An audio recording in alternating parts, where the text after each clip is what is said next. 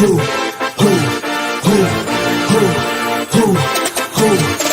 ready? We ready. Who ready? We ready. Who ready? Who? We ready. Who? Who ready? Who? We ready. Who? Motivation of youth only. Mentally feel like Kobe. I'm like Jokic with the rock. You physically couldn't hold me. I don't care if you pushing 40. You can never little bro me. Euro step like Ginobili. From young OG to the OG. From nosebleeds to floor seats. Circle stronger than Cuban links. My gold dance, your gold plated. You verse me, now that's the reach. We ready. Who ready? Hey, what's up, everybody? Appreciate y'all for joining us. It's another episode of the One and One Sports Show. What's going on, fellas? Hey, what's good, guys? What's good? Bennett? Yes, sir. So we got some good topics to talk about for this show. In particular, first show post NFL draft. Elizabeth, I know you sent one of the first topics you want to jump into is the draft picks by our respective teams. Yeah. So I'll let you start it off with your Steelers first, and we just go around from there. Well, first of all, I hope you appreciate the love. I rocked the Texas Longhorn shirt just to make everybody feel comfortable. So I rock that. I need a Louisville shirt though, Trey. So if you got one for me, I'll rock it on the show. So all love here, no rivalries. But I was very happy about how the things wound up in terms of our draft picks. I mean, certainly the emphasis on, we got a new offensive coordinator in Arthur Smith. So they definitely want to focus on the running game. So our first round pick was the left tackle, which what they're going to need with the two new quarterbacks coming in. So very excited about that. Then they got a center. Our biggest need was center. We had no center on the team. They were talking about maybe taking one of these guards and sliding them over to center. But it's been a minute since we had like a legit center. We haven't had one since Pouncey, and he retired in 2019. So we got the center position. We got a pretty good wide receiver coming out of Michigan. We got probably the steal of the draft. Fourth round, we got Peyton Wilson, and I saw him at the combine. I mean, certainly he's got blazing speed, 4.4 speed for a linebacker. We haven't had that kind of speed at the position since Ryan Shazier a few years ago. So, he could be, the only doubts with him is his injury history. And so, but he's played very well. Buckus Award winner and a Big Narc Award winner in college. So, he certainly has a lot of the, the physical tools that play the position. And, so definitely excited to have him. And so we just kind of, built some depth. We didn't select the defensive back because there were a lot of defensive backs that were talking about possibly in a first round, Cooper Jazeen and Wiggins and those guys. We got a guy from Texas, in the last round of the draft. So yeah, but he's a big physical corner, 6'3", 210. So he could possibly slide in and play the safety spot also. He's got, good size on him. So very good draft overall. I think, just look watching a lot of the Steelers YouTube pages and fan sites and whatnot. I think everyone's been pleased with the draft. And a lot of independent draft analysts gave us an A for the draft. So certainly, the guys who we wanted, they fell to us. And we didn't have to worry about making any trades, trading up nor trading down. Just based on the craziness of the first round, certainly that opened up an opportunity for us to stay pat and let the boards fall to us this year. So, very happy with the draft overall. I guess I just speak on the Cowboys because it's easier. I don't know what you guys were doing. It's easier for me to speak on the Cowboys. I was clowning you guys in that chat the whole night. I'm like, what? Y'all trading back? Y'all took who? We traded I don't know what the apparently I guess he was hiring a boy. That's what's his name? Tyler Guyton. He's going to be the new left tackle since we lost Tyron Smith. So they consider him. I heard some people consider him as a project. But they say the same thing about Tyler Smith, who's currently our guard right now. So I just noticed in this draft, the Cowboys really focused in the trenches. And basically anything out the trenches was just one linebacker pick, one cornerbacker pick, and one wide receiver. Everything else was in the trenches they was doing. Um, I saw a graphic and I forgot it had like the recent what 15 years of Cowboys picks, Mhm. and you can see many of them they either were Pro Bowlers or effective starters. So it was successful. Then of course you have some duds in there, Right. but it's not like all of them dudes are still on the team. Mhm. You know, that was like, for example, Zeke Elliott, who they re-signed, but his heydays was like his first 3 years, and then he wasn't the same his later years with the Cowboys. But they basically, I bring that up because they use the same formula that yes, they have success in the draft, but I always mention it's like kicking the can down the road because this offseason they lost a lot of players through free agency, like key players. Right. And so they get all these holes.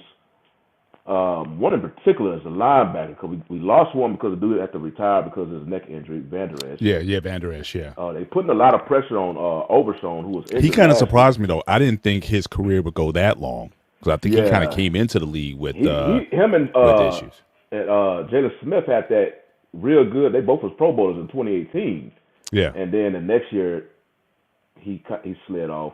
He was always a good tackler though. Van Der Esch was always Right, a good right. tackler. He had long arms. But yeah, Right. that neck injury is like a ticking time bomb. Cause they talked about it at the draft, and you know, yeah, he had that roller, that neck roller shoulder pad on him, and I guess it was saving him for the time being. Then next thing you know, I think one tackle basically cut his career short. But Yeah. But again, the fact he was able to extend it that long because it was looking yeah, like, yeah, you know, because usually what's that neck injury? it's gonna be I'm 2 or like, 3 years and out. It's like, man, especially for a high collision position that he played, like that would just scare anybody just to hang it up right there. But yeah, I get a Cowboys draft. I do like the fact that they focus on the trenches, but it remains to see just how they had. I would have liked this draft if they wouldn't have so much holes from the off season. Right. And one in particular that they a huge hole that they did not address for whatever reason was running back. They didn't draft a running back when they missed out when they didn't even call Derrick Henry for see if he can come to Dallas. I'm thinking, okay, maybe I wasn't expecting them to do a first round, at least a third round pick on a running back, but no, they want to use it on in the trenches. So, then you got this 1 year deal with Zeke coming up, and I'm like, all I can That's remember the second block. Zeke. Say that for the second block. We're gonna talk about. We're gonna talk But about yeah, Zeke making his. I give him I just give him a C. To see. I just give him a Now, C. the thing that got me was 'cause I know we were flirting with trying to get Graham Barton, who was rated like his raw athletic score was like 9.9 something, and I think he was taken at 26. You guys had I think position 24, 24. and you traded back to 29, and he got picked up at 26. So that's what got me going. It's like, man, Graham Barton, we got our guy. If those other guys were gone, we definitely would have took Barton. So I'm thinking, man, Barton's just sitting there for you guys. And so, you guys must really have a lot of faith and confidence in Guyton that he can be a guy for you. But, as far as just, pure athleticism, he was the guy waiting for you. Now, you guys also needed a center also, right? You guys were looking to draft a center? Yes, we got one. Actually, I think he Cooper Beebe from Okay, Kansas so State. you're going to move him over. Yeah, because they just listed him as a lineman, but I wasn't sure if he could, So he can play the center position then. So okay, yeah. So you guys definitely gotta put some stuff into the line. Now I know Trey. I know you're not a team guy. You're a player guy. So I know you don't have anything. But what we could just move the focus then to, if you saw the draft, what were your impressions of the draft, especially the first round? Was there anything out of that first round that surprised you? Regarding the picks, so like what was the first pick that you saw? It was like, oh my gosh, I can't believe they made that move. So anything from the draft that stuck out? It wasn't so much that a surprise of who pick too, it was a surprise that nobody picked the running back. Running backs were sort of passed to the back of the bus. Yeah. The So worst running back pick. it just shows the shift in what the NFL is going to. So they're going to use these hybrid players, really, that they're going to be able to just pick out of the roster and put in these running back positions because it, it was mostly offense. Few few defensive standouts, but I think everybody all the teams pretty much addressed their needs. Yeah. And it's going to be interesting how this new selection of players make an impact coming into this season because, Right. it's like it's going to be some players like we see that Fletcher Cox, he retired. I thought he still was a pretty decent player. You're going to use the guy from Denver, he retired, or defensive back. And I'm surprised he didn't play last year, one of their Pro Bowl defensive backs. So it's going to be interesting to see who sort of bows out over the next several months as far as veterans and see how the new players just make an impact. I was surprised that the Giants, though, that was the one team I was surprised at as far as their first round selection. I thought that at least they would get a backup for Daniel Jones.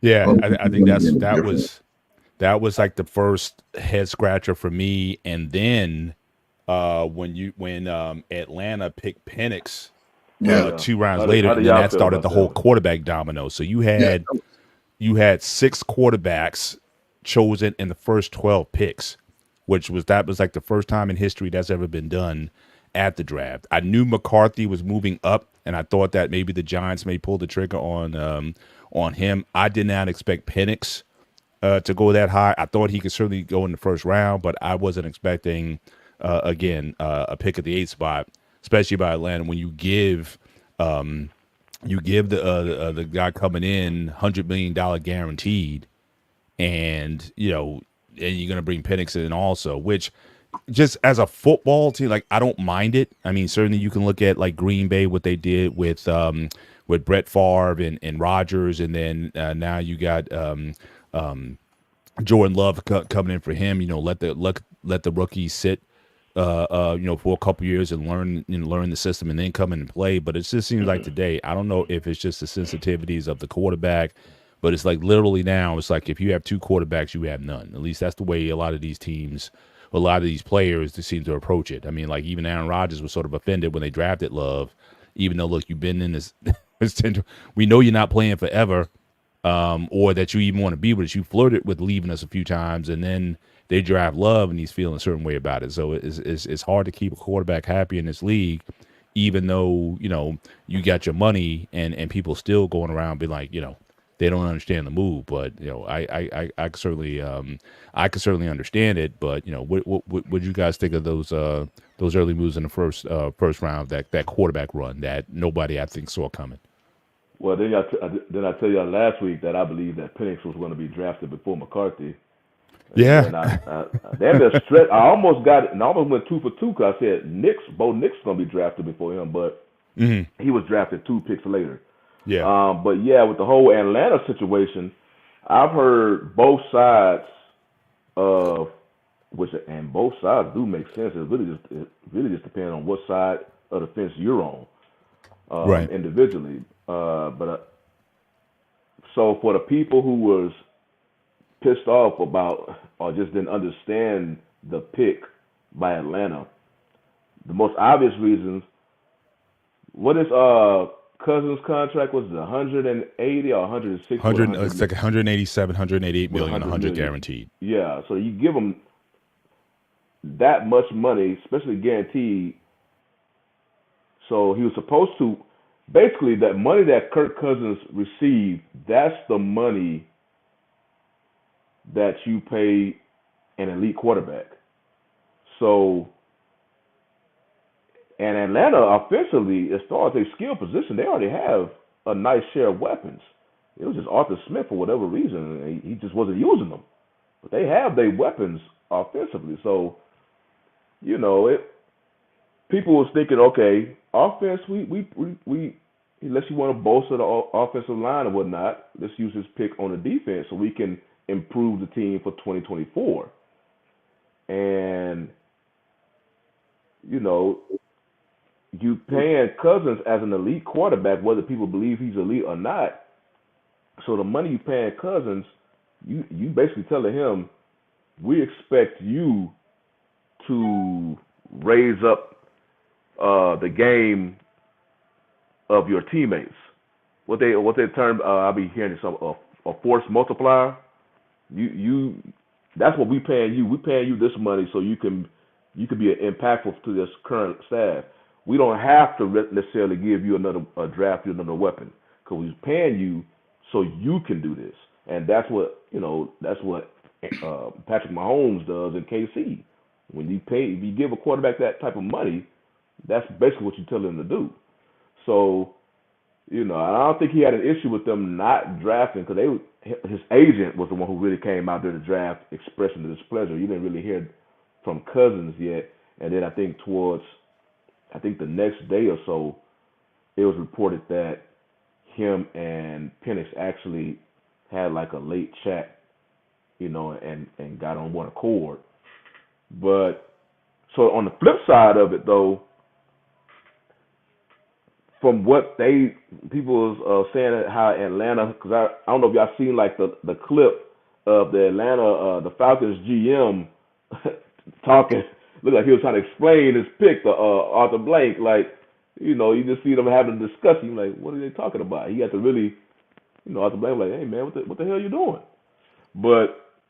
And people was trying to relate it to the whole Green Bay thing, and I can't put that's like apples and oranges to me because with Green Bay, Aaron Rodgers was, you don't know what the hell he was doing. He was going back and forth and all that. They was like, okay, man, we're gonna have to draft because we don't know what you're gonna do. Because he was going back and forth with the front office on, you know, personnel and all that. But in Atlanta, you just signed. If you wanted a bridge quarterback, you could have brought in a cheaper quarterback, knowing that you were looking to draft a Michael Penix. So, you know, But the people even with Atlanta, Kirk Cousins, he's a mid-level quarterback anyway. They wouldn't that's have what gave that people kind of money say, to but nobody else. that's not how the Falcons are paying him. I know They're that's paying him like damn near like Patrick Mahomes money if his contract was long enough. Yeah, but I don't think they would have did that to any other quarterback. They could have They would have been a bridge quarterback. They could have got Tyrod Taylor. He's a bridge quarterback. Yeah, They could have got Kobe Brissett. exactly, and that's my thing. If you would have got someone like Tyrod Taylor and picked up Penix, people would have understand that. A major knee injury. He's coming off a major knee injury, and he's a lot older. Achilles. Yeah, he's a major injury, and I can see, in a sense, you know, Penix.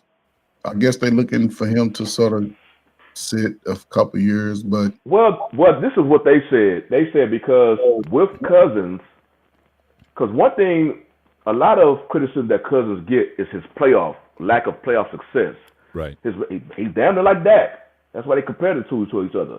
Regular seasons, his team wins. So because they win, the Falcons are not going to be. They're expecting them to win, I guess, at least 9+ games or so, 10+ games. So they're not going to be in a position really in the near future drafts to draft a quarterback. Mm-hmm. You're gonna be drafting towards the bottom end of the first round. So they were saying like, well, we got an opportunity to get Penix, so we're gonna draft him now, build him up, which may be about 3 to 4 seasons, which brings up another question because if it does not work out with Cousins, hell, that current coaching staff may not even be there by the time Penix is made the starter. Well, I don't think. Yeah, I mean, I don't know if they're going to wait 3 or 4 seasons. I mean, I think a lot of people did the success of C.J. Stroud last year, so I think they may give it a year or so. Again, and certainly if Cousins is not winning, if he's like 500 by midseason or whatever, they may want to make that a particular move. So I don't think they're going to. I don't think they're going to win on it, and especially plus with the Achilles injury. You never know when that can go. We also would have an Aaron Rodgers game 1 last year. So I think, I think they're definitely hedging their bets. If they want to sell it as a look, Penix is our future, but they're looking at Kirk as a 2-year insurance policy. Now again, what's Kirk, the question is, was Kirk worth $100 million guaranteed on the open market? And I don't think so. I think you probably could have got him for half of that money up front. So again, I think that's where the head scratching should have been on that move, more so than the Penix move. I totally understand them drafting, just if they had that, that kind of confidence. Because again, I'm not sold on Bo Nix. My thing is, you've been playing ball for that long or whatever. If you were that good, you would have been out already. It's like now in the college. Now you play 4 years in college for a major D1 program. You're probably not going to be that good in the pros. I mean, it's just there's a run on that kind of talent, and I don't think he's going to be that good. So my only thing with him was he's had injuries. So he's had multiple injuries over the years. So again, how durable is he going to be? But again, if he says for a year or two, if he's still got any nagging injuries that are still going on, give him another year or two to heal up. But again, it could happen this year. It could happen next year. But I don't think any quarterback that you draft in the first round is going to have a 3 or 4 year window like that, unless you have, like in Green Bay's case, you got a Hall of Fame first ballot guy who's still performing at a high level. That's the only time you want to take a risk on a guy like that. I don't think Atlanta had that. So really, I think that's for me, that's the difference between the Green Bay move and the Atlanta move. There's a lot of uncertainty there, where they go from there. But, you got to see how it's going to play out. Yeah, if Cousins don't last, because he'll be a free agent in 2028. Yeah. If he don't last that, near that long, that's a hellified. That's a hellified. I thought the Denver move. I thought that was throwing money down the drain. But I think Atlanta, if this doesn't work out, they may have. Well, you remember Atlanta showed themselves to be desperate for a quarterback because they was in that Deshaun Watson sweepstakes and presenting him with a lot of money then. Yeah. It took Cleveland to get that, give him that fully guaranteed money, which was never seen before. Yeah, but which Atlanta, is still understandable because he's like 25, 26 years old, so he's still getting into the prime of his career. Whereas, as you said, Kirk is on the back end of his career going forward. Yeah, the and only Trey, thing just about answer your question. With Watson, you remember when he got that contract because he already took time out from the Texans, right? And then you knew he had a punishment coming from his off the field stuff. So.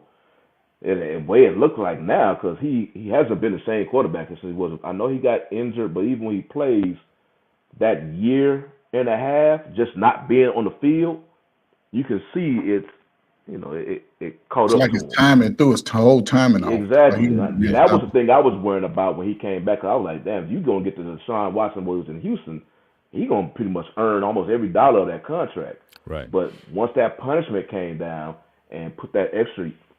Damn, almost a whole season on this. Well, he did miss a whole season because he didn't play with Houston and then tack on the suspension afterwards. Yeah. So it's almost 2 years. Yeah.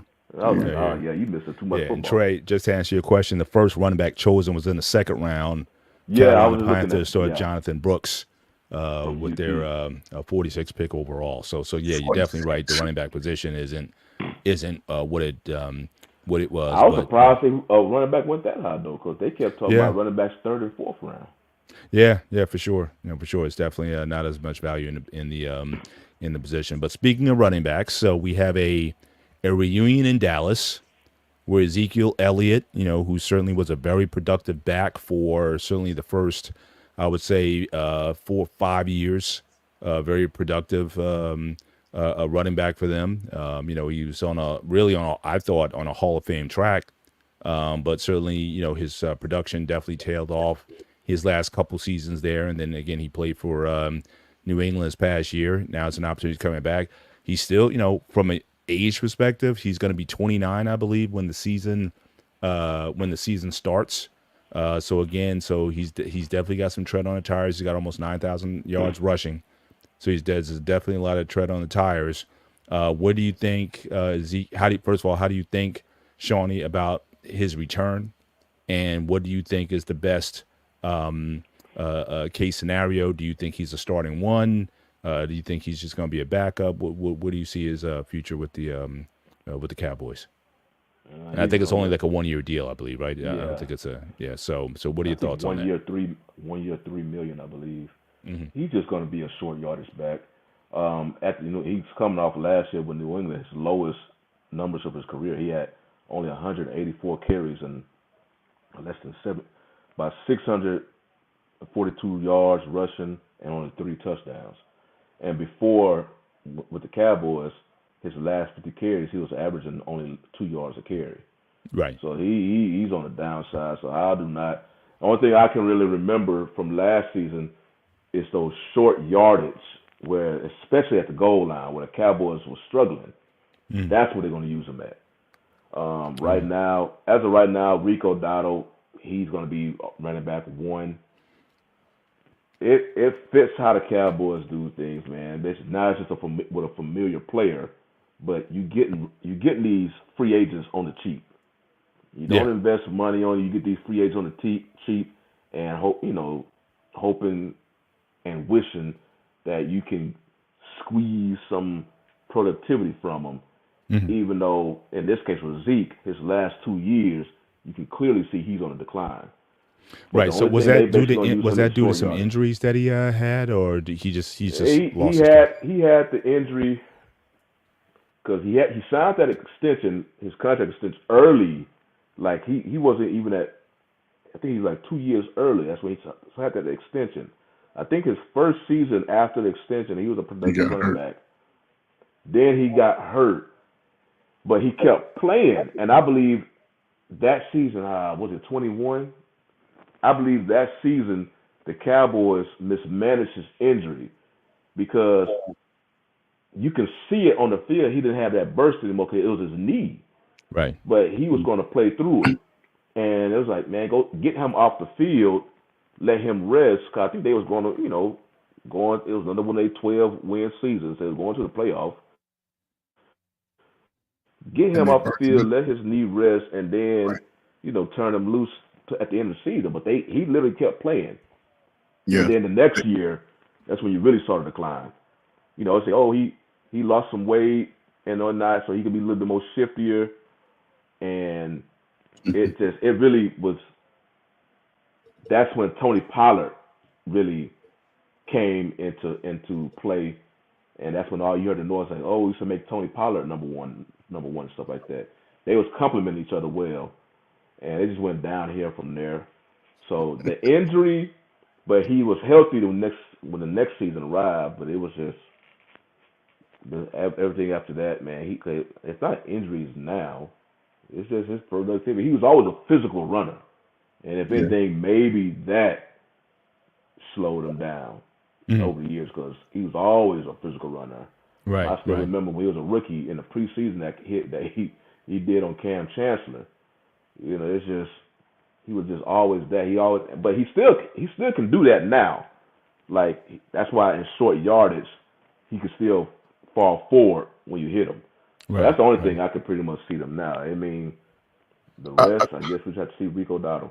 I think they should, as far as Zeke, he's probably if they use his complete skill set, he could be one of the top 5 backs in the NFL because Zeke can't catch out of the backfield. He can't run a good route. But he can run a good route. You don't have to be fast if you can run a good route. There's a lot of receivers quick, but they ain't fast. But they run a good route. And that, I think for him, if you look at all of the running backs out there, Aaron Jones, he can catch out of the backfield. Zeke, ain't too many, and that's the path that they looking at the running back because everybody is going to model their running back after Christian McCaffrey.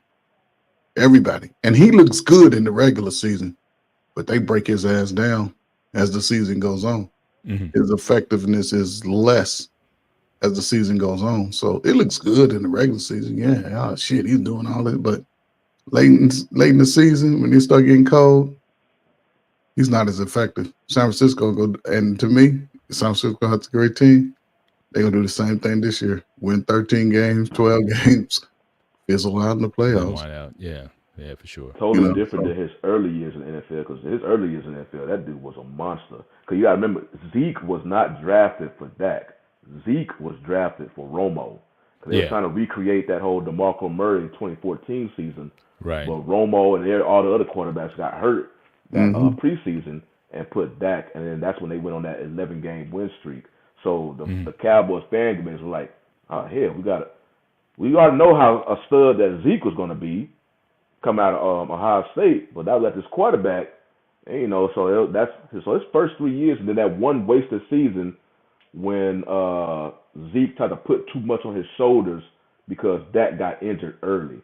Yeah. And he was like he was trying to carry the burden. The Cowboys, I don't think they made the playoffs that year, because that's when Zeke had that fumbling issue. And then all of a sudden the next season, once everything got back to normal, the fumbles went away for the most part. Right, So he was never known as a fumbler. Speaking of Dak, now I recall, not that I follow the Cowboys that much, but I recall though they were pretty tight, as you know, as a group. You know, they hung out together. You know, even doing C19, they were having get-togethers when they weren't supposed to. They had these parties getting together, so they were pretty tight for a while. Do you think that was a positive relationship? Do you think that him coming back there, would that give Dak some additional confidence going forward, or, you know, so how did you process that relationship back then when it was clicking? They were still having their playoff, you know, losses and whatnot, but how did you take those two together? It seemed like they had a decent relationship. They were close. I think they probably still was close when Zeke went to New England. Except, you know, Dak is a quarterback, so, you know, their attention can be very tunnel vision once regular season starts. Right. But yeah, I believe I think they just always stayed close. They were drafted together. They came in the same rookie class and all that, and they've been close ever since. So yeah, they did get in trouble with that whole COVID-19 for throwing those little parties, and I guess people said they wasn't supposed to. But as far as him coming back and will it improve Dak's confidence, I don't think it really matter. Dak is he's a very confident dude, because that dude, because of the team he plays for, he is damn near like a smidge on the LeBron level as far as the criticism he gets because of the team he plays for. And they don't, you know, and then, you know, some of the personal stuff he went through, especially with his brother. Right. So all the more the reason that if they're that so close, having his friend back in the locker room. His confidence is even when that dude was struggling, not last year, but the season before with the interceptions. Yeah, his confidence was still just up here. Man, people was talking about him. Oh, he's throwing picks, but locally, he was like, okay, I'm a correct this. I still have a job to do. Right. But I think in the locker room, seeing his old friend there sitting by him in the locker room again, you know, of course that's gonna feel good for him. But I don't think you're gonna really see, because last year he was performing at an MVP level. Yeah. Now maybe I guess seeing Zeke may translate him back to them first couple of years where they was in the playoffs and he actually performed well, and then Dak can get confidence or something in the playoffs, you know. But right now, with Dak, it just looks like he's focused on improving for next year, while at the same time, got one eye on his contract, playing hardball with the Cowboys brass about the money he wants. So Zeke is just Zeke's just coming back. They better pay the Zeke. They better pay Dak. They better pay him, because it's not Dallas in the regular season. It's the fucking play calling in the playoffs. You can't switch up what got you to the promised land. You can't do it. They get to the playoffs, it's like the coaches panic.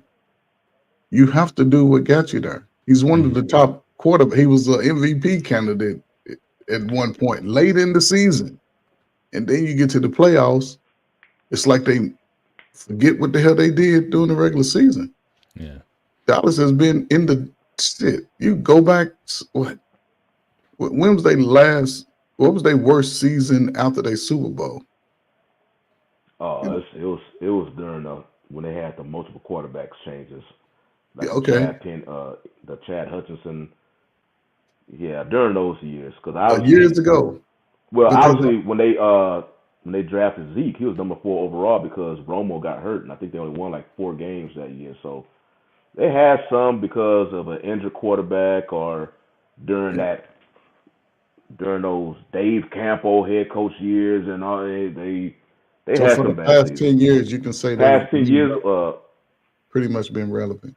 besides them that year Yeah, where 2015 yeah, where Romo got hurt, Dak wasn't there yet. yeah.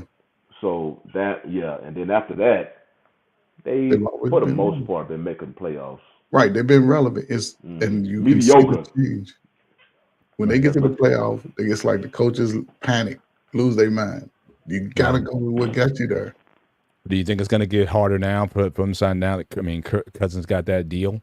So what do you think Dak's going to be looking for then? oh, he's gonna get. He's you know how players get in the NFL once they like the Amon St. Brown contract for receivers. Oh my gosh, yeah.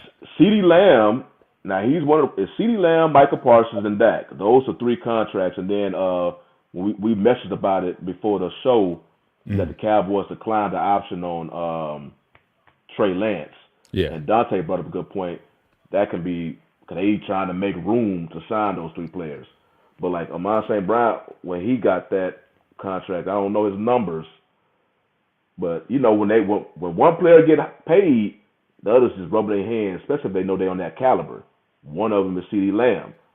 So with Dak saw Cousins' contract, even though I think it'll probably be a shorter, I don't know, because Dak be like signing shorter deal contracts so you can get back in the free agent market. Oh yeah, I'm pretty sure he'll doing that Birdman hand rub because he's like, but it's gonna be more. It's gonna be $60 million a year. Yeah. He must, Yes, that's it'll be what up I there. believe. That's what he's looking for. All right. You might as well be All right. prepared for that. I think I've taken about as much Cowboys talk as I can do in 1 segment. So, but just first of all, shout out to the chat. Thanks, Andre Terry. Yes, we're going to talk about your Sixers tonight. Thanks for stopping by, Antoine, my brother from New Jersey, stopping through, and Scorch Earth. All right, so he tried to correct me and called the Cowboys something else, but I don't believe in calling people out their names, so I'm not going to go there. But shout out to Scorch Earth for stopping by in the chat. Also, thanks for you guys for hanging out with us tonight. Appreciate it. But yes, we are going to move on to the NBA playoffs. Certainly a lot of storylines being written here. Some of that we actually talked about last week. And so, is this in fact the end for LeBron and for Steph Curry? I mean, is it time for these guys to start thinking about the exit door on their careers? I know LeBron is trying to see if he can get Bronny into the league, which is literally I don't think he's that talented to be in the league, but he's trying to get his son in there. And Steph, I don't know where you go from there. Is he going to be, he's 36 years old, and can he go through another rebuild? Because I think the team is currently constructed. I mean, you're going to have to make some hard decisions. Draymond, Trey. I mean, you're going to have to do some major restructuring, and is Steph going to want to be around for a major rebuild? But they have got to, this band has got to come to an end. So maybe let's just start there a little bit, since that's our title banner, talking about, is this, for LeBron. And also, while we're there, let's throw in, current. Let's look at, again, the Phoenix Suns got swept in the opening round. I mean, you got 2, one definitely bona fide Hall of Fame player in KD, and he's got he's got his Robin with him with Booker, but it just hasn't worked out. And, so again, what do you guys think is going to happen in that situation with Phoenix? They need to just totally just tear that whole thing down and acquire assets and just build, just start over, because certainly this marriage has not worked. So again, however order you guys want to take it. So we got KD and Booker, the Sun situation. We got Steph, and we got LeBron. Bless you. And, that situation, what's going on there. So let's talk about some of that first, so we can dig deep into the playoff picture. So what you guys got? Do y'all follow basketball? Mm-hmm. Tell me when in history where you had 3 high-volume shooters win a championship. Not in pro basketball. College, yes, I've seen it, but not the Well, you can look at the Heat because they was all player number one on respective team before they came together. But Bosh was an inside guy too. Yeah, he was, but when he was in Toronto, he was option one. Just like when Wade was by himself in the Heat and of course LeBron. But when they came together, they told themselves early, Wade, more importantly, Wade did, LeBron, you number one, and we play off of you. They figured that out early. Phoenix, hey, They not gonna figure that out. All of these guys like to dribble. If you watch, they doing the same thing James Harden did in Houston. Dribble the ball for 20 seconds, then either force a shot or try to pass it. It's never gonna work with Phoenix. Never. They need but to, at least with Houston, that was D'Antoni's system. Because he had that, yeah. well, it wasn't, that was in Phoenix where he had that score in 7 seconds or less. But in Houston, it was literally threes or at the rim. And he just had the perfect player, James Harden, who didn't mind dribbling the air out the ball to make that happen. Phoenix, they don't know. And I read that Vogel actually wanted a point guard, but the brass didn't want a point guard because they said that it was going to take the ball out of the three stars' hands. You saw what happened. You see what Phoenix, they literally play like, okay, it's your turn. It's my turn. It's your turn. And then one of those, when they passed to the other player like it's your turn, he wasn't delivering. And that was Bill. So it was just like, they tried to had Booker as point guard. That's not his natural position. He should be off the ball. But that's the unique thing about the NBA. That shit look good in the regular season. In the playoffs, we practice for that. They talk about this all the time. We know when and where your favorite spots are, so they're going to attack those players in that capacity. And if you notice, none of those players average over 5 assists, so they ain't passing the ball unless they got to. So you can always put pressure on the ball, force other players to win the game, which they very seldom get in a good rhythm. That's why the guy that they traded, the center, when they had the advantage to go inside, they would shoot the damn 3-pointer. You got to take advantage of your size on the inside. And KD, he ain't gonna be down there too much like that. So Phoenix, I got other stuff to say about KD. They gonna get swept every year. It ain't gonna never change. I got other stuff to say about KD, but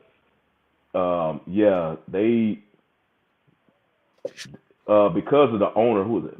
Was it Matt Ishby, their owner? I heard that, because like overseas in soccer, I didn't know like the European League. I didn't know they don't have a playoff. They championship is based on a regular season. Right. So they acquire these big name players, and many times it goes on to win a championship. A lot of these, you see Saudis right now using their big money to go try to get some franchises and whatnot in soccer and these other sports. So they try to win championships based on their money. Well, you come into the American sports, in particular basketball, the NBA, Ishby tried to do that. He tried he's a young owner, but I got all this money. Let me try to buy my super team. And it don't work like that in the NBA. Not in the NBA, no. You're right. You starting to see, because remember, even when the Heat made it to those 4 straight titles, they probably played as well as anybody when you had those 3 superstars until you got to the back in the past with the Lakers and whatnot. That was a different brand of basketball. But even as great as they were as a team, because they made 4 straight finals, the Spurs, who were more of that team ball and had they batch of Hall of Fame players, the Spurs could have easily won back-to-back titles as it was for that shot by Ray Allen. So it still shows you that team ball has always been dominant here in the NBA. The whole superstar ball here, you see it in Milwaukee. They do the same thing. I know Dame and Giannis are hurt right now, but in a regular season they couldn't figure out where to go with the ball and whatnot. So yeah, that whole superstar ball you can see now, and hopefully the NBA is kind of weaning from that because yeah, superstar ball don't work. You got to build your team, and then if one of your players, like in Denver, you have a legit star in Jamal Murray and a superstar, even though I guess locally he's not looked at a superstar as far as the media teacher, even though he's starting to get it with Joker. They build their team, and they play good team ball, so you start to see the success. Right. So yeah, I mean, certainly you had the NBA is Warriors kinda with their going away run from when that. they got KD in the first place, but I think a lot of the super team issue comes into play is like a lot of these guys are older. You can make a case for a lot of these guys that are already kind of past their point. When Chris Paul, all those teams he tried to get to at the end, try to get a championship. Again, he could be past his prime. You look at Dame, where he's at in his career, and now KD. Again, when he went with the Warriors, they were unstoppable. They could have unless he got hurt, they would have won like a three-peat had he not gotten hurt. But now he's a much older player, and I still don't think he's still the same player as he was since that injury. So, so I think a lot of it has to do with when these super teams come together. I remember back in the day when the Lakers tried to do it, when they got Karl Malone and all those guys, they tried to just lump them together. Again, Gary Payton, all those guys. So I think when it happens, if you try to build a super team, I think that also matters whether or not you're going to have success or not. Yeah, and the thing I had about with KD, I think it's because I know if it was LeBron, people would just be slicing him up right now. It's time to have a conversation with KD. His talent is Hall of Fame worthy. He will be a Hall of Famer Oh yeah. when it's all said and done. But outside his time in OKC, when he was just a young talent, and then I don't think there was people knew they had a feeling what KD was going to bring to the league, but you didn't know about Harden and Westbrook. But them three made it work. But it was together for a short time, but they was winning. And then he prematurely ended it because when they lost that 3-1 lead to the Warriors, he bounced and joins them. Yeah. That's of course everybody knows that's when he won his first titles, and he joined a system that was already clockwork, and he's already a plug and play player. He's not gonna mess that up at all. So you put him in that system, it works. Now coming out, his next two stops, he couldn't even get to the conference finals. His teams.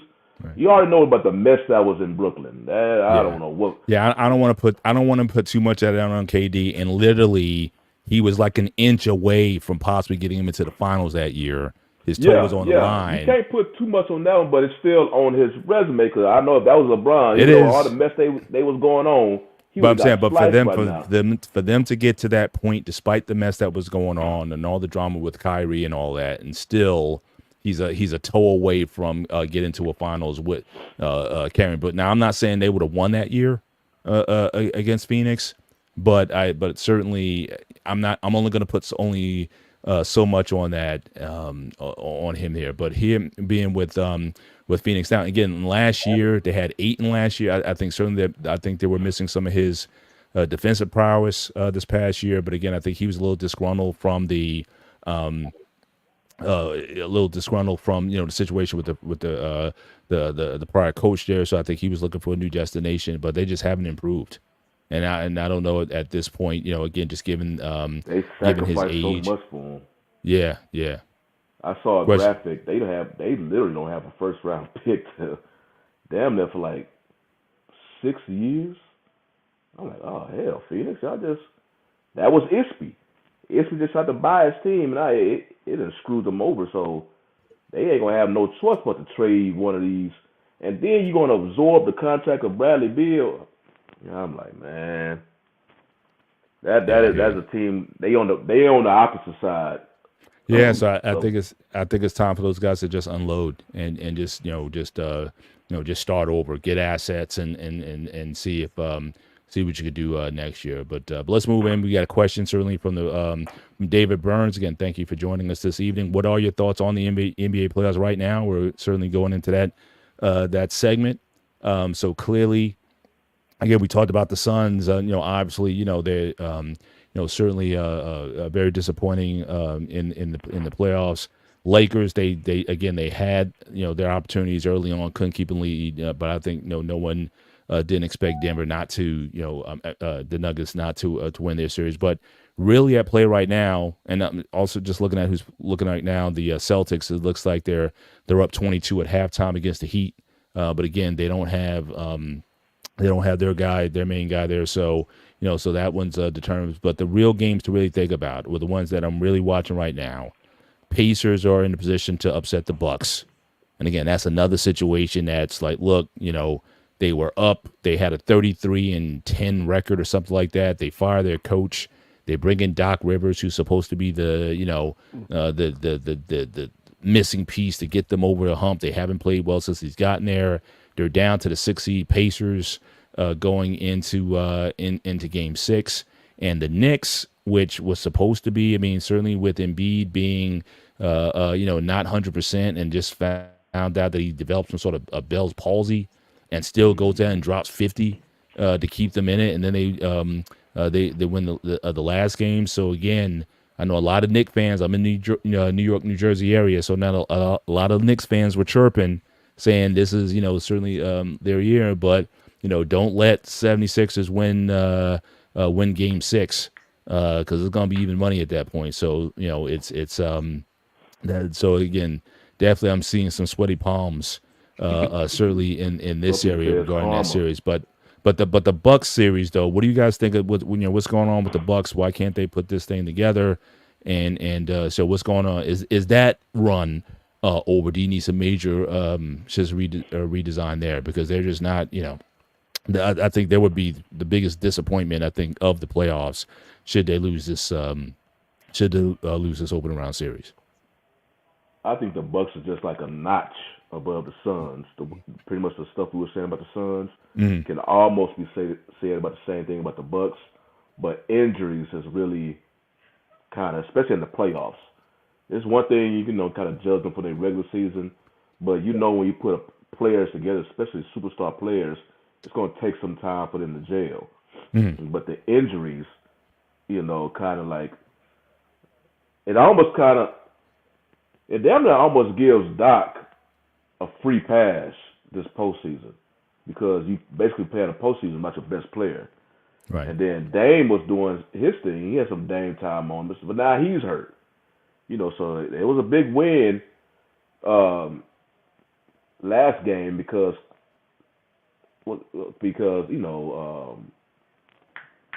Bobby Portis came and showed out. He was redeeming himself because the previous game he was ejected early. So, they put up a good fight. You really see it because they're a team that don't get a lot of national attention, but you really seeing the offense of the Pacers. These dudes are some shot makers. Yeah, it's just like if they open, they shots are going in. So you're gonna have to your defensive position. I think if they come try to see who would they play, who would be the next team that whoever the winner comes out of this. If the Pacers the Pacers win, I think it's going to be the winner of the Cavaliers Magic series. Again, Cleveland's up 3-2 in that series. So I'm that one. I'm not sure quite who's going to be coming out of that one.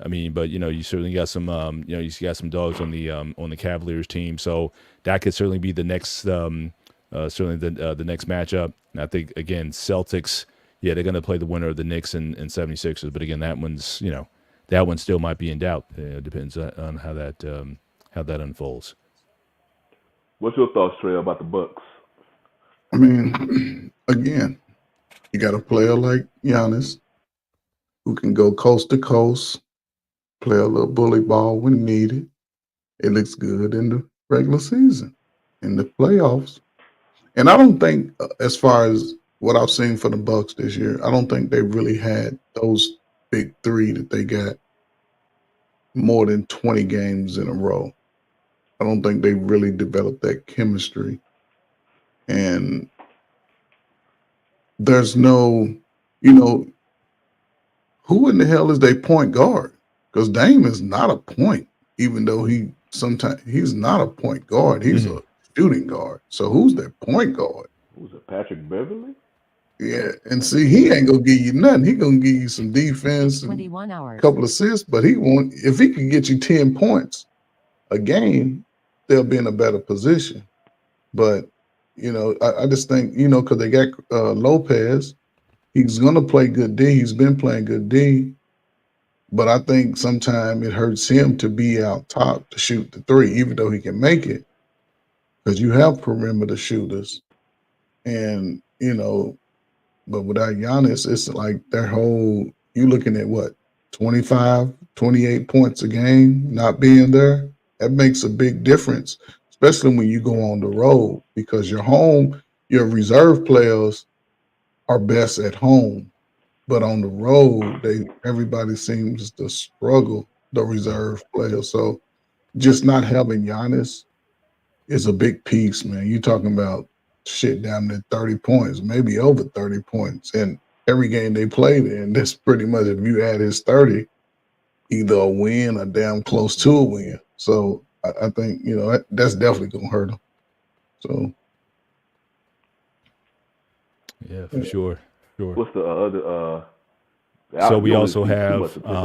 Let's go back to the West again. I give credit to Dallas. I didn't think they didn't look good coming in, but they've managed to crawl themselves back to a 2-2 tie in the series. They played later tonight on TNT. So what do you think? What do you think that series is going? Has the tide turned, or do you think this is still anyone's? When Dallas up 2-1, Dallas was up 2-1, right? And then the Clippers came back and tied it up.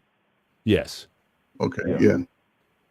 So that seemed to be going back and forth. So this is game 5. I believe Luka, he actually is dealing with a knee injury, which he said that if it was a regular season, he would not be playing. But he wants to play because I think now, because the playoffs that Kyrie is having, Luka finally, he has somebody he potentially looks up to, or he definitely respects. So what he doesn't want to leave Kyrie out there by himself, because Kyrie was the main player who sparked that comeback when they was down 31 in Game 4. Yeah. As a matter of fact, he did lead them. They took the lead, but the game started going back and forth from that. But yeah, Luka, he's gonna be dealing with a gimpy knee for Game 5 tonight. So it's gonna be interesting to see if that will affect his game, if he'll be able to play the whole game and whatnot. It will affect his minutes. But it's still a good game. Of course, Kawhi's Kawhi. I mean, every postseason, him and Embiid. It's like you can't load manage them, because one, the NBA have this. If you want to make these all NBA teams or whatnot, you got to play a certain amount. But hell, even before that, when the Clippers tried to load manage Kawhi, he still got hurt in the playoffs. Yeah. Him and Embiid, it's like their bodies just wear out as the season progresses. Mm-hmm. And so that was why. Although Embiid came into the league with injuries, didn't he? I mean, yeah, he did. Yeah, he so he got a little bit more healthier, and then now he's back. It's like It's like he gained weight. It's like he gained. It's like he's bigger. He's I was telling somebody that I believe, because he's in decent. He's a good shape for a big man, but I think he needs to lose more. He needs to do something, because you can see. It was the same last year. He had an MVP, but as the playoffs went on, he had that bad Game 6, Game 7 versus Boston. And it's like he just wears down as the season. The longer the season, so if I'm the Sixers, like upper brass, I'm like, can we actually look at Embiid potentially leading our team to the championship. I got to start looking at Maxey. I'm gonna have to, because they've been building their team to be around Embiid. I'm gonna have to start building around Maxey. But over there with Dallas, I believe that's the best series so far right now in the playoffs. They literally going back and forth. James Harden, he almost kind of wheeling folks in. He having a good, he having a good series, but that's what he do. But now all of a sudden, in the bigger games, he just mysteriously disappeared. Yeah, we gotta see. We gotta see. It don't even be like his shot attempts, everything just dramatically go down. We're like, where the hell did he go? After he probably put up a 30-point game, so he's like, oh, okay, we got a good chance. Next thing you know, he only put up 7 shots. He's like, what the hell? Right. So yeah, I mean, if you want to see the stars, I mean, I definitely agree with that. I think the Clippers Mavericks series, I think that has the star power. But if you want to talk about just basketball with the young Lions, I mean, the Cavaliers and Magic, I mean, you got the young stars of the game that are certainly showing out there as well. So definitely, I'm looking forward to spending more time and seeing how that series is going to go. But again, Celtics are up 25, 8-17 in the third, so I think they're about to write these guys off. And this folks on the Knicks series again, just so that again we got our man Andre in the back here. So do we want to give him some assurance? Will Philly make a comeback to possibly tie, if not win this series, or do the Knicks wrap it up in game 6? What do you guys think? Where's the next game at? It's at Philly. Let's see here. At Philly? Mm-hmm. It's at Philly, yeah. So it's hard to call right now.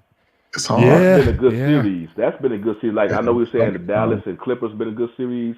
This is all they've been neck and neck because all these games with the Knicks and Sixers have been down to the wire. Like I said, I believe for sure. Yeah. The Knicks, the Sixers was robbed one in game 2. The NBA tried to do that whole 2-minute review or whatnot. I don't know why. They ain't gonna do nothing with that. I don't know, man. I'm just saying, don't. You better. I'm saying you better not let Philly win Game 6, because again in New York, has wanted to advance in the playoffs for so many years. So again, folks are getting very nervous in this area. Man, I'm just telling you. As a Texan, man, because Texans we don't really care too much about New York, especially in baseball, and because New York, I watch a lot of ESPN, so you already know they heavy bias on the East Coast, and a lot of them are New York fans. So, you watch Stephen A. Smith and how he getting all excited about the Knicks and whatnot. Knicks win Game 3 in Philly. Next thing you know, they outside Philly putting uniforms on Hall of Fame Sixers statues and stuff like that, whatever they're doing outside. They were talking about Knicks in 5. So they feeling themselves a whole lot. And I can just imagine the Sixers go ahead and come back just to face. Especially in Texas, those two fan bases we do not care about. Philly fan base and New York fan base. Now they playing Philly, each other. Yeah. Philly, I couldn't understand more than the tears on the Knicks fans' face. If Philly come back and win that series after the way they was acting. So David's going for the Knicks to wrap it up. So again, next week we'll chop it up with David and Andre if you guys want to jump on and see what's going on. So it's really that definitely has the interest in this area here. But Embiid, I mean, again, give him credit. I mean, he's coming out here like Willis Reed. Got the Ball's palsy diagnosis and still got 50. So I'm like, some guys be like, give me that. Well, I got a question to ask about Embiid. Do y'all believe he's a dirty player? That was a dirty play. I don't think he's a dirty player, and I think certainly in his career, I know, and he literally grabbed the guy and pulled him down. Yeah, I think that was certainly a dirty play. I haven't seen in his career a lot of dirt, nor I don't think he's necessarily the flopper. I mean, I think they're bigger floppers than he's been. But I think he's come in. He's always been, again, a bit brittle since he got into the league. So he can't afford to play dirty, quite frankly. Well, before the show, I don't know where I saw it randomly on Facebook. So somebody put a highlight clip of Embiid's actions. He's like, damn, Embiid. I mean, that one it was last year. Was it last year when he mysteriously stomped on Grant Williams' head? Mm-hmm. You know, I'm like, Wow. what? And it was just a whole lot of stuff, man. I think when he was fighting the rebound, and I forgot the other player. The other player had his arm, and they were fighting for the rebound, and he yanked it out. He yanked it so hard and hurt the dude's shoulder. Mm. So it was like, yeah, he had some run-ins. You like, damn, Embiid. You would think he's not a dirty player, but you like, damn. He's got a few. Yeah, he got a. I mean, he can give a run for Draymond for some of the stuff. You know. Wow. So. Well, again, Yeah, I mean think that stuff the with play head. that was most recent. I think that was pretty. That Brunson hit in the face. Yeah, that. But I was he didn't like- get. I don't think. I mean, you could have definitely called that one. You could have probably called a flagrant 2 on that one, but they didn't That call it. was hard, man. Yeah, that was Every pretty time bad. they kept replaying, he kept hearing the Knicks fans getting heated about it. That if they called a flagrant 2, I would not have minded that at all I was in like, that damn, situation. man. But yeah, so again, you know, certainly for certainly we'll be watching in terms of how that season goes. You got Broken Traditions came in tonight saying, yeah, I'm glad we're witnessing the end of super teams. I think it may evolve. I don't know if it's the end of the super team. It's going to be as we know it. Again, getting a bunch of veterans together. I don't think that's ever really worked. But again, if you can somehow snag a player in his prime and assembling with some young talent or an organization that has things together, so I think you're always going to have a variation. But the idea of just getting the biggest stars just for star power's sake and getting them together, I don't think that's necessarily going to work. I still think, but it doesn't win titles. yeah. So I think but even having said that, you're going to have some GM or some ownership, especially if your team's not very good. Your idea is you want to make money also. So super teams, whether we like them or not, it does sell, and at least in the regular, the regular season. And we got to remember where Brooklyn was prior to kind of getting that group together. As far as Milwaukee, that one makes less sense to me because you fire your coach you won the championship with. Yeah. That situation just went south real quick. And again, I don't know how much you want to put on Antetokounmpo in terms of having too much of a voice in the organization. But I think that's a situation where I think that team had the nucleus to be relevant for many more years than they are now. And I think they just let the players just run things. And I think you can't do that in an organization. So that would be one of those teams that could have had. Just like where Denver is now, I think it wouldn't surprise me at all if Denver wins another championship or, keeps this nucleus together for at least 2 or 3 more attempts at the championship. But Milwaukee, I think that's it's sad that, a team with that kind of potential and the weapons that they had, they could have went a lot further with that if they, kept things together. I'm over here dealing with these damn allergies, man. But, But actually, I know this is one of the topics that you wanted to get to, and I don't know if you wanted to get into it, but I don't know if y'all get the ESPN notifications. I get no notification. I have all the social media apps, but I get absolutely 0 notifications. So I go in when I want to, and I can get 20 backed up, and I'll read them then. But I refuse to turn on any notifications on any app. Because I just can't I can't afford the traffic. Yeah. Or you guys, but now I do get my instant messages. So again, you guys drop stuff in my chat more so than I get from the apps themselves. But that's too much sensory overload for me to deal with. But social media, well, just a Facebook thing, I don't get notifications for that. But because I was sad because ESPN had breaking news, and I just read this out. So it says star boxer Ryan Garcia tested positive for PED day before upset win over Devin Haney. Oh, but there you go. All right, so where's Trey Taylor at? Trey Taylor, you were giving me shade last week talking about I was hating on people, hating on Ryan. So where you at this week, Trey? So again, but I knew the guy. He intentionally came in 3 pounds overweight, not 5 pounds overweight. Because again, if he came in 5 pounds overweight, the fight would have been canceled. If you come in 2 pounds overweight, they give you like a number of hours. You put on one of those sweatsuits or whatever. You sit in the sauna, try to drop the 2 pounds and get back on the scale. So he knew exactly what he was doing when he went into the fight. Still a talented guy, but yeah, not surprising at all that he failed the PED test. So again, Trey, whenever you want to come on and you want to explain this one, you're more than free to do so. So because he came back with a positive test, what does that do for the outcome of that match?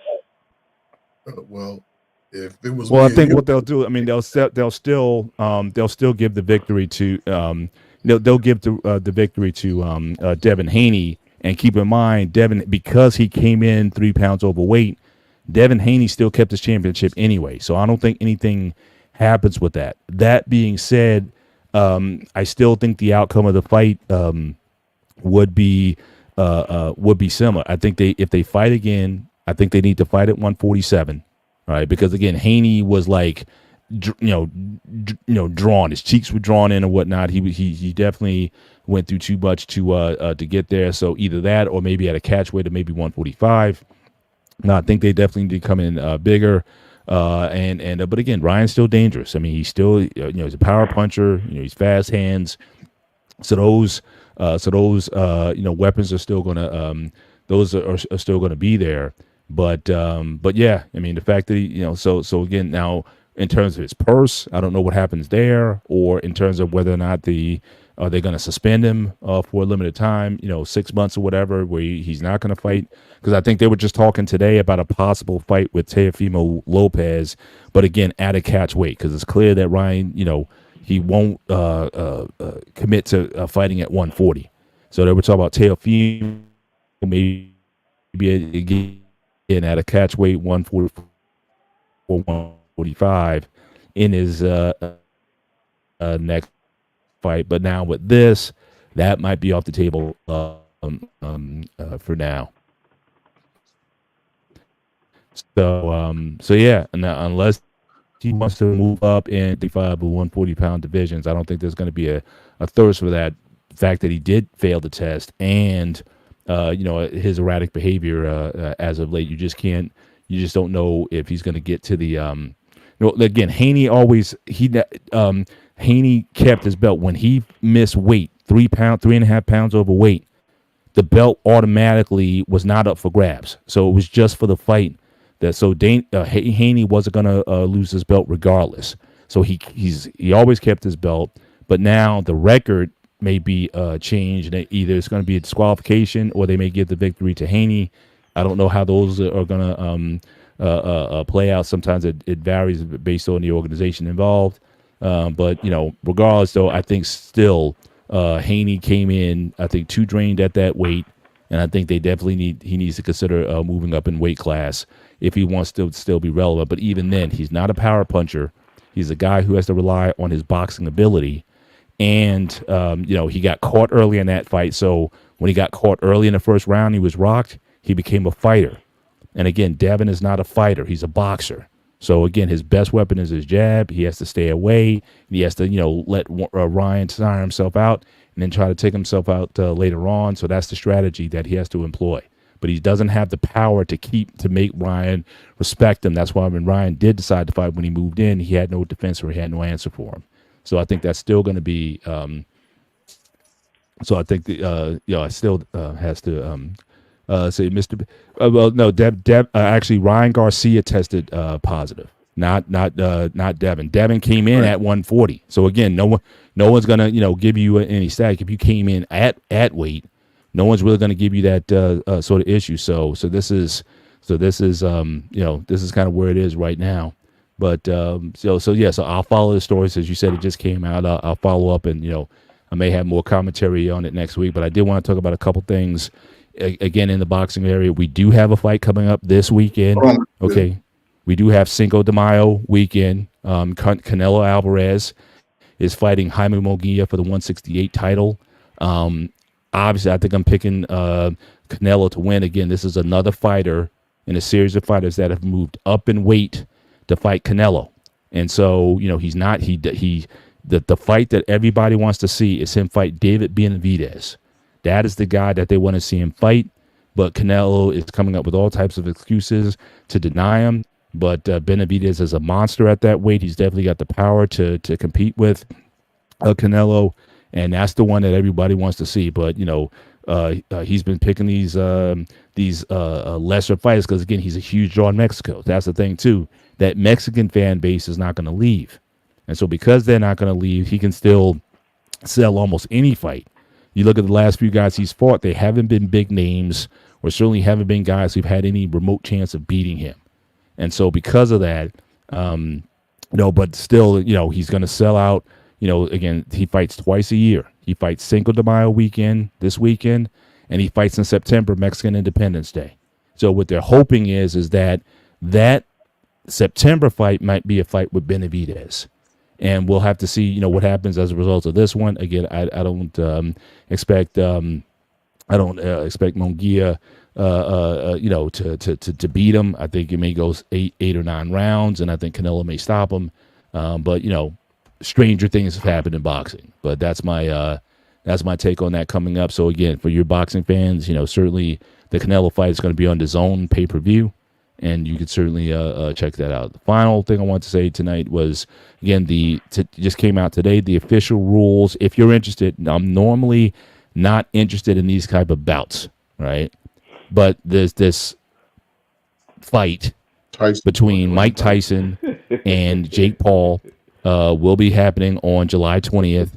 And the rules came out today. Now, Texas, I guess, so Shawnee, this is happening in your backyard.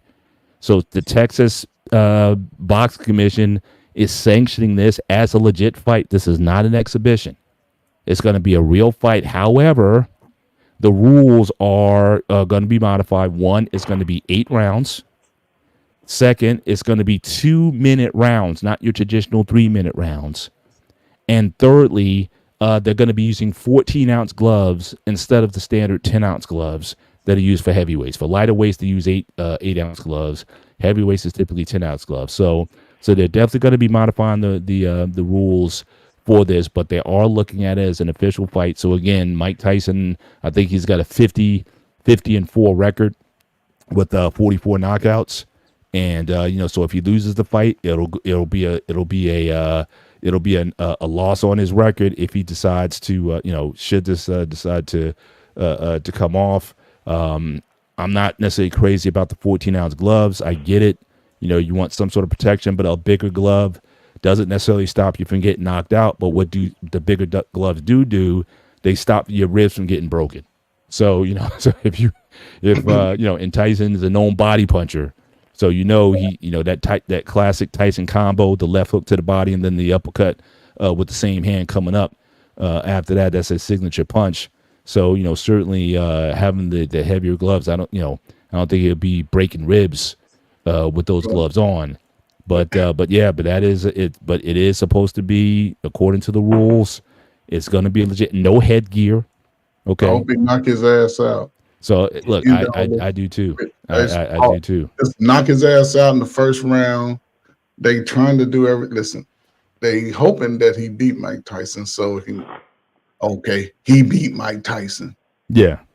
It ain't gonna happen like it. He's never really been hit like a guy like Mike Tyson. Hell, this guy's shit. We still, and most of the guys he's fought have been at his weight or lighter.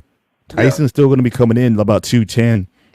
But his fight, Jake Paul typically fights around 190. So he's also going to be a bigger guy overall that he's fighting in his fight. So, but again, I mean, Tyson's going to be 58.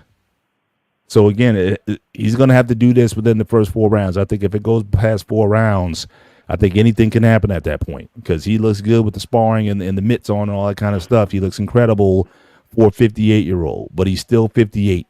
And 58-year-olds are not meant to go rounds. So, he better knock him out in the first 2 rounds. I don't think nobody up here will take on Mike Tyson at 58 years old. Look, I haven't trained as a boxer for as long as these guys have. Trained as boxers wouldn't fight Mike Tyson right now.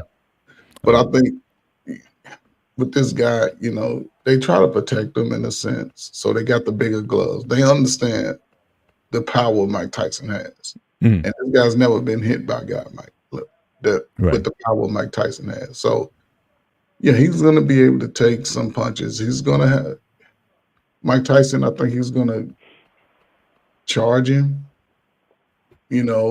because Mike Tyson, I ain't never really seen him with no other strategy but straightforward. Yeah. So I think it's going to be interesting to see how the first round go. I think if Mike catches him, it's going to floor him. And they want to give this guy credit as a boxer. Yeah. And to beat Mike Tyson at 56, that shouldn't be no damn real fight. Oh, 58. You shouldn't even talk about that shit. You better not even talk. You better not even tell nobody that you beat Mike Tyson at 58, damn near 60, getting his Social Security in 2 years. He's a social media icon, I guess. Yeah, no, he is. I mean, shout out. Look, as far as the business model, shout out to him and his brother. His brother's in the WWE right now doing his wrestling thing or whatever. So again, those guys know how to sell and they know how to market. And obviously, especially for some of the guys that he fought. Lesser opponents, he beat up old MMA fighters and things of that nature, basketball players, those type of people. But again, those guys got paid. So I mean, and even the cards that they had on, they actually had for the women, they gave a lot of the female boxers a lot of shine also. So again, I don't mind their marketing of it. I just don't think they can handle any legit fighters. The only guy that he fought that was a legit professional boxer, he lost to one of Tyson Fury's brothers, I believe. He had lost to, and so I just don't think he can handle even a top flight amateur. They use like a Golden Gloves type amateur champion or whatever. I don't think he can handle someone like that if you put him in with a serious. You put him in with a serious guy, but again, I salute the marketing, and certainly I told myself that I would not buy this fight or any Jake Paul fight. However, I am a diehard, lifelong Tyson fan, so now I got my loyalties at play, and as a reporter, right.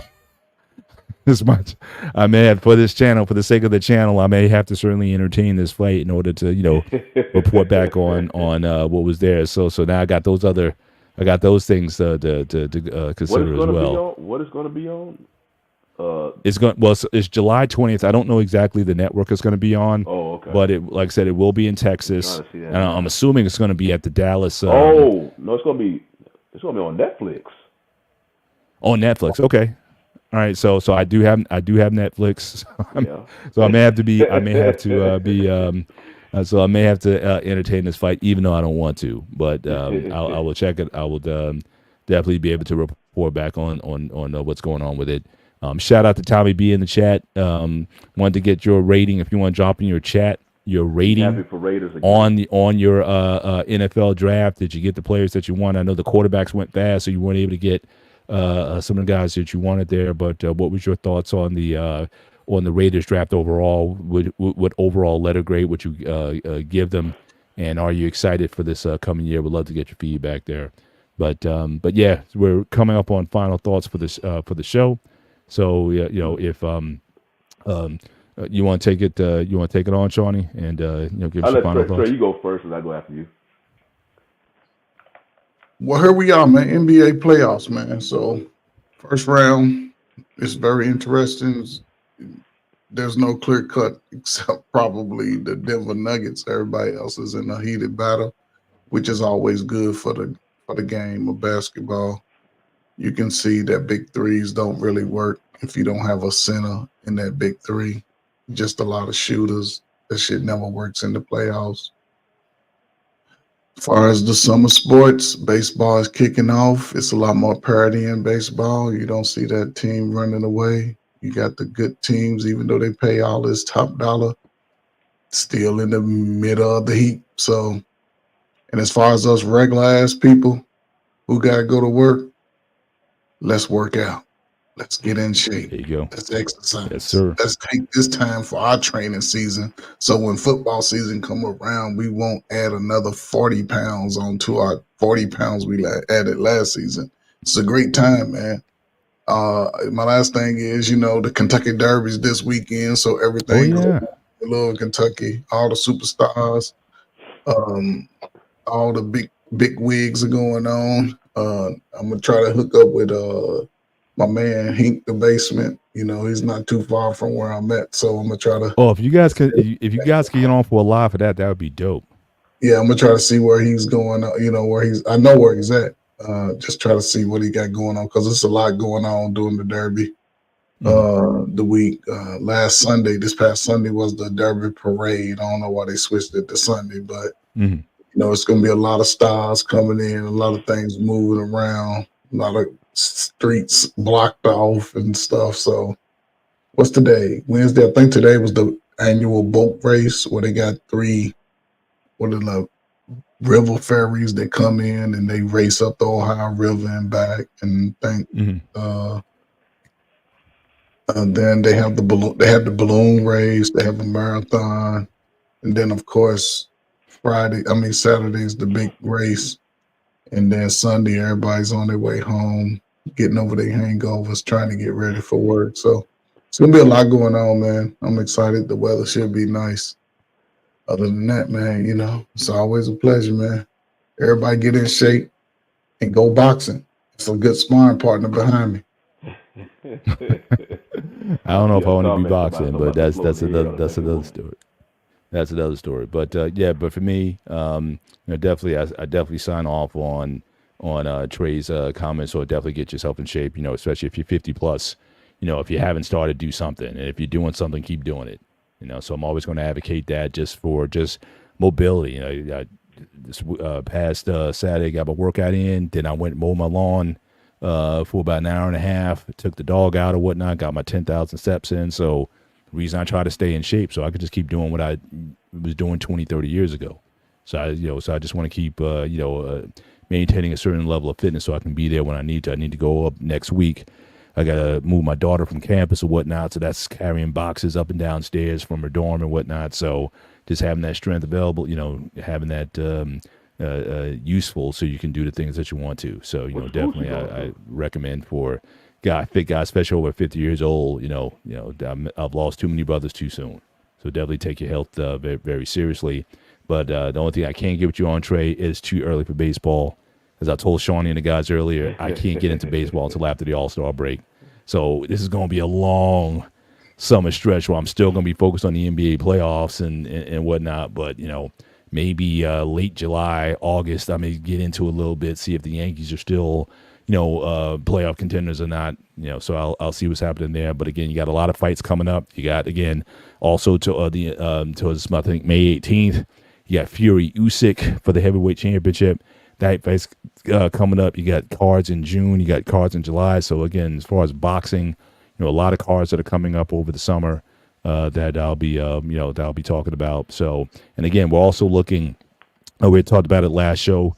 If guys are interested in us maybe having a live stream. Obviously, we can't stream the fights, but I talked to Mandrell about possibly having a fight party where we're like watching the fight, but we're kind of commenting. If you guys would be open for that, certainly we can make something like that happen also.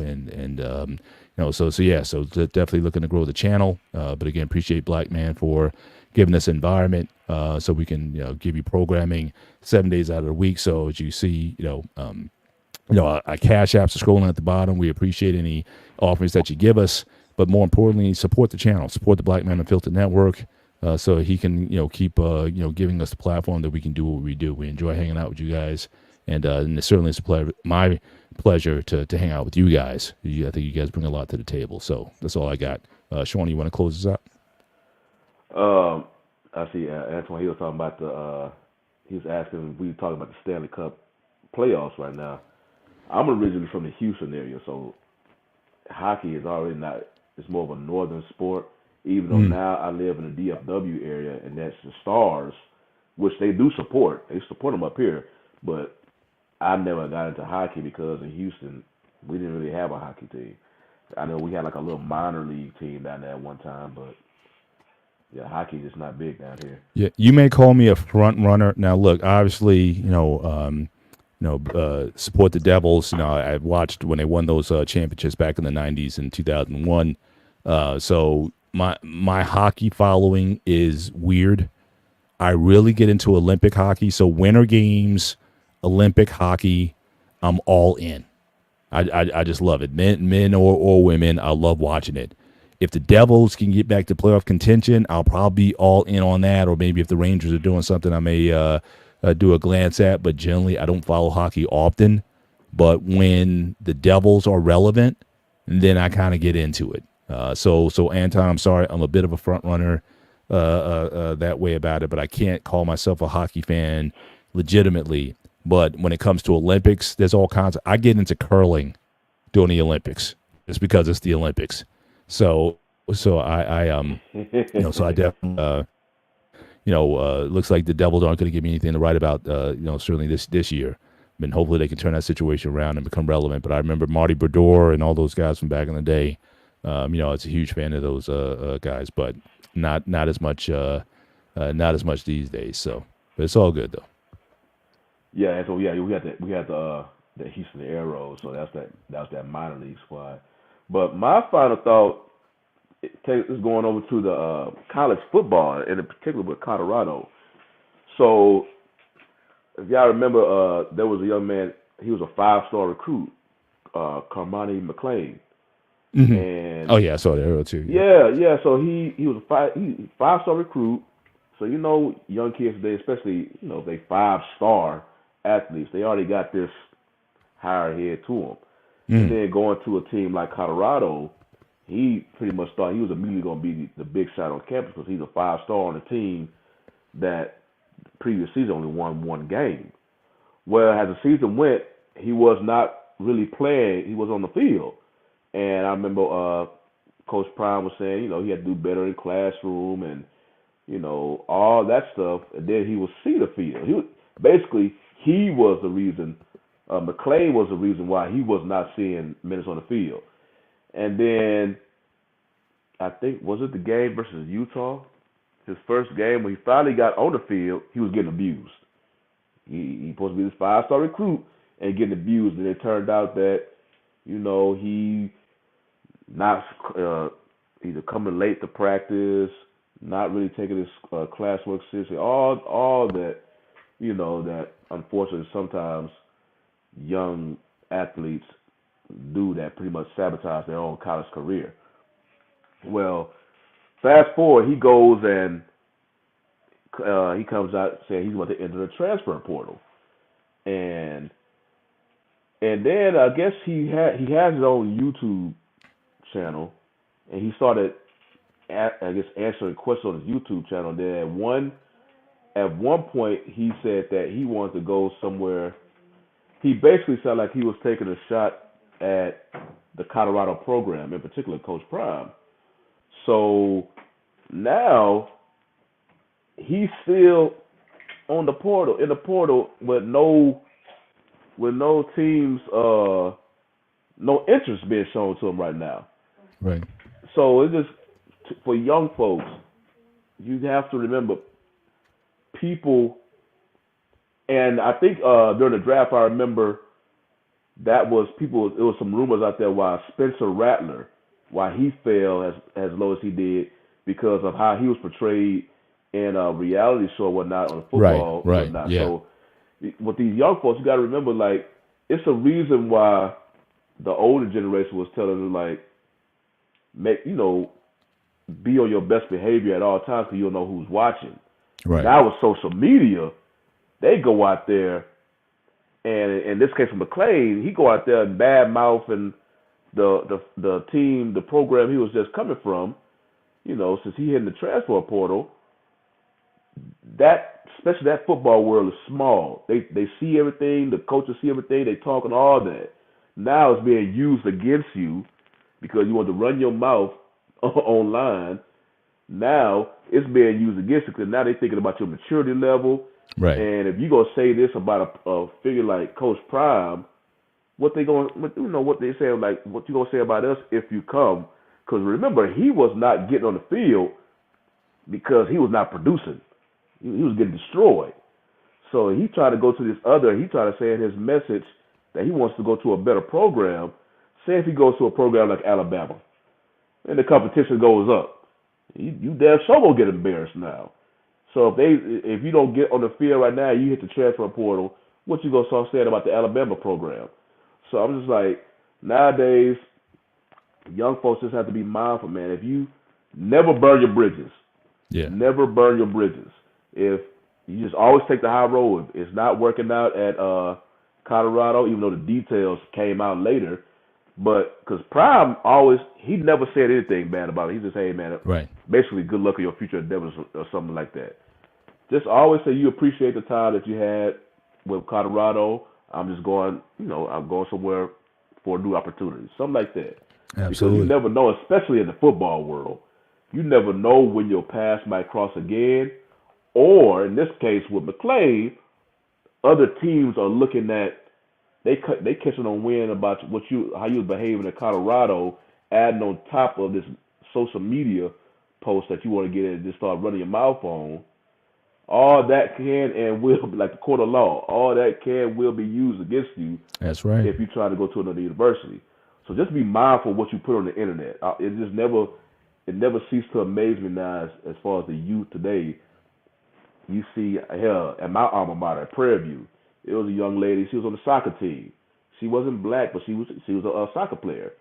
For whatever reason, she thought it would be a good idea to put a black face and put it on the internet. Oh, jeez. And of course, it backfired. Next thing you know, she went back home to California because I don't know if she was suspended or whatever, but she caught backlash from that. I'm like, dude, if anything, I'm insulted by your stupidity. You got an HBCU, and you want to put a blackface online while you're at HBCU. What you think gonna happen? Yeah. So a lot of this stuff is just self-inflicted. That's right. And I was just like, dude, it's just you can't have sympathy for the youth, and you just, I guess attention nowadays is just like a drug. They just want more and more and more, and eventually it will cost them some future opportunities. For sure. Oh, and shout out to your guy. What I was surprised about, not surprised about the draft is the guy from Texas, the defensive lineman who got that DUI, he got drafted in the second round. So I was saying, Titans. Yeah, Sweat. So I thought that would be held against him, but I guess not. So at the end of the day, also, you still have that rule where, again, your talent, or people believe in your talent, that covers a multitude also. And I think that's where a lot of these guys sometimes go wrong. They think their talent can bypass some stuff. But again, if your game is struggling, then all that stuff's going to be used against you. It's just the way how society's going to treat you. So, be careful with that. But, I'm glad he got drafted. I hope he gets the help that he needs. And I hope he can mature into certainly a disciplined NFL player because, he's got the physicality from what I'm seeing. But can he hold it together mentally to handle the rigors of the NFL? But I wish him well. Yep. All right. Well, again, thanks, guys, for, hopping on with us tonight. Shout out to the chat. As always, hopefully in an upcoming show, we may open it up if guys want to jump on and, give their opinions on stuff, especially after this first round of the playoffs is over. Maybe that's something we can do next week is open it up. Shout out to our guy, Dante, who's on the move. So, he's taking care of some business. So, definitely looking forward to having our brother back with us next week. But, that's all I got here. But, again, thank you for joining us tonight. And we'll look forward to seeing you next week. Take care. Peace.